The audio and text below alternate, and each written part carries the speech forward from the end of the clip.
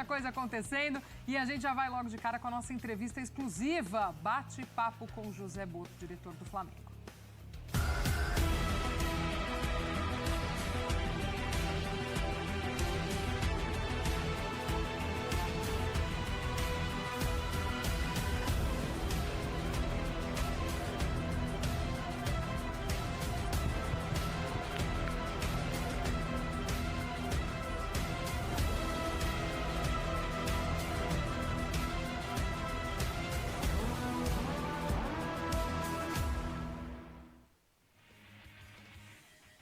Muito bem, números aí pra gente, um pouquinho também da história do nosso convidado, do José Botto, principais clubes que ele passou.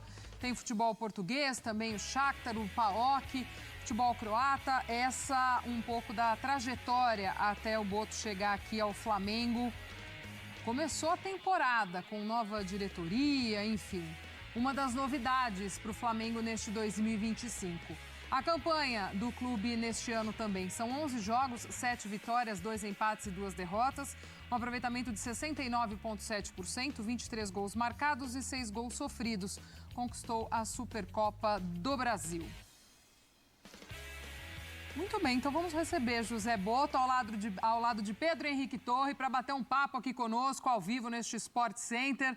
Muita coisa para a gente conversar. Pedro, Botto, sejam muito bem-vindos. Um prazer recebê-los aqui no nosso Sport Center. Um beijo aos dois, boa tarde. Boa tarde, prazer é meu. Tudo bem, Gláucia? Muito boa tarde para você. Um beijo, um abraço para o Calçade, um beijo para a Mari também. Muito obrigado também ao José Botto, diretor do Flamengo, por aceitar o nosso convite aqui para participar desse bate-papo. Vamos ter aqui sobre esse início ainda de trabalho no Flamengo. Botto, muito obrigado. Eu que agradeço. Muito obrigado aqui por receber a gente no Ninho do Urubu. Estamos aqui, Campo 1 aqui atrás. E queria começar perguntando, estamos dois sofrendo com calor aqui no Rio de Janeiro, hein? Só para dizer, tá bem difícil mesmo, tá bravo. Mas queria falar um pouquinho com você, como é que tem sido esse início de trabalho, conhecimento do futebol brasileiro, enfim, o trabalho no Flamengo, esse período ainda é de adaptação, dá para dizer assim? Obrigado mais uma vez. Num clube como o Flamengo é difícil nós falarmos de adaptação. Nós temos que chegar prontos, não é? É óbvio que há muita coisa, principalmente a dimensão do clube, a relação da imprensa e da torcida com o clube, que é algo que eu não estou habituado. E tem sido as coisas mais difíceis de lidar, têm sido essas, principalmente a forma como vocês, jornalistas, interagem com o clube. É algo que não é normal na Europa. De resto, o trabalho tem sido perfeito e dentro daquilo que nós previamente já tínhamos planeado. Agora, você fala desse convívio mais intenso entre a imprensa e o diretor de futebol do Flamengo, que é bem comum para a gente aqui no futebol brasileiro, para a gente não tem como ser muito diferente. E aí fala-se muito de contratações, tiveram as chegadas, e aí, enfim, possíveis renovações. Publicamente tivemos aí até posicionamento do pai do Gerson, enfim, falando de questões de renovação, valorização salarial. Como é que está essa situação do Gerson especificamente, se você pudesse falar com a gente? Já houve algum tipo de encontro? Porque é algo que preocupa muito a torcida rubro-negra, porque se trata do capitão, um jogador muito identificado com o Flamengo. Lá está, esse é um tipo de pergunta que na Europa não se faz, mas tentando adaptar-me a esta nova realidade e desde que nunca prejudique aquilo que são os interesses do clube. É verdade que chegaram propostas pelo Gerson, que nós recusámos porque achámos que não é o momento de vender. Dizer que tive uma reunião realmente com o pai dele e que aquilo que é importante é que neste momento estamos no mesmo caminho, focados naquilo que interessa para o Flamengo e para o Gerson.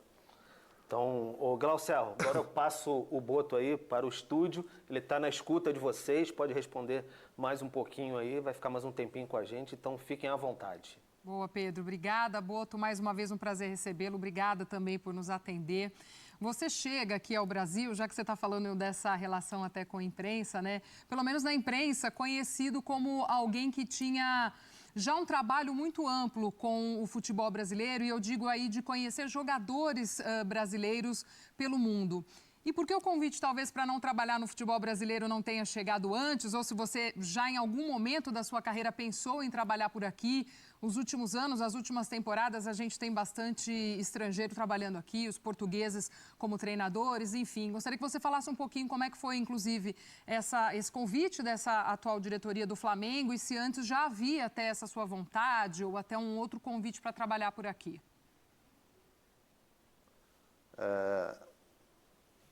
Eu já tinha expressado, até penso que aqui neste canal, que era um futebol que me seduzia. Porquê?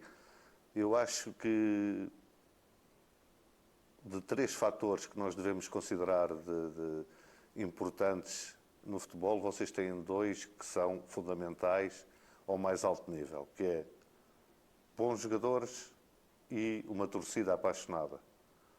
E talvez vos falte um pouco de organização, e quando digo organização, refiro-me também dentro de campo, alguma organização tática, e por isso talvez o sucesso de muitos treinadores portugueses, que até espanta um pouco os portugueses, porque não eram treinadores de uma primeira linha em Portugal. Mas eu já tinha demonstrado, inclusive nesta casa aqui, essa vontade, essa curiosidade de trabalhar no futebol brasileiro. Houve algumas sondagens, nada de concreto. A primeira concreta, e felizmente, foi o Flamengo, um clube desta dimensão. Olá, Boto, boa tarde. Paulo Calçade, nós fizemos um programa juntos durante a pandemia, né? Aqui a gente ouviu o Boto no Bola da Vez, foi muito bacana.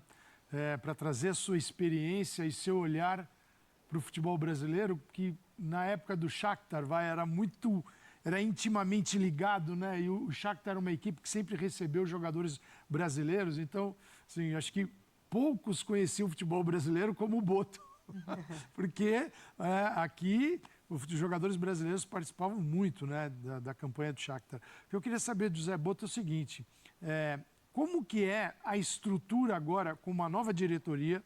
Então, tem um novo presidente, o Boto foi contratado para ser o diretor de futebol do Flamengo. Como é essa estrutura, Boto?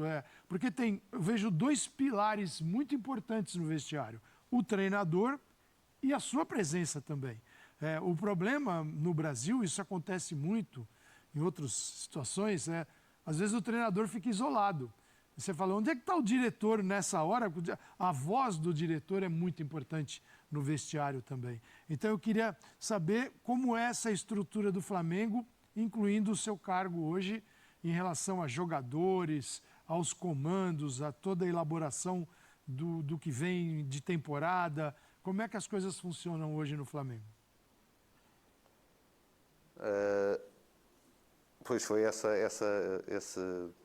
entrevista que tivemos, essa bola da vez, foi muito interessante.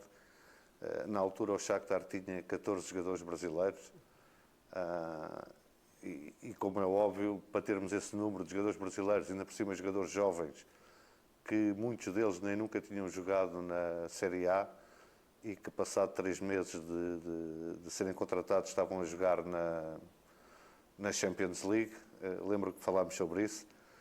Mas é óbvio que tinha e tenho um bom conhecimento do futebol brasileiro, até de algumas questões culturais em relação aos jogadores, por ter lidado muito com os jogadores brasileiros. Em relação à estrutura, a estrutura é simples, é uma estrutura baseada muito naquilo que se faz na Europa. Existe um presidente, que é realmente quem comanda o clube, e que depois delega num diretor para o futebol, pode-se chamar diretor técnico, podem chamar diretor desportivo, aqui é diretor técnico, no nosso caso, que é quem comanda o futebol do clube. A minha visão dessa função é uma visão abrangente que vai muito além da pessoa que contrata e vende jogadores. Muito além disso, é alguém que tenta definir um modelo de jogo para o clube, alguém que interage diariamente com o treinador e com os jogadores, servindo muitas vezes também como conselheiro e também de proteger aquilo que são os interesses do clube, que muitas vezes não são os interesses dos treinadores. Mas de uma forma em que o treinador me ouça por conhecimento, por reconhecer em mim conhecimento sobre o futebol, sobre a parte tática, porque eu também tenho um passado como treinador, e não por uma imposição de cargo.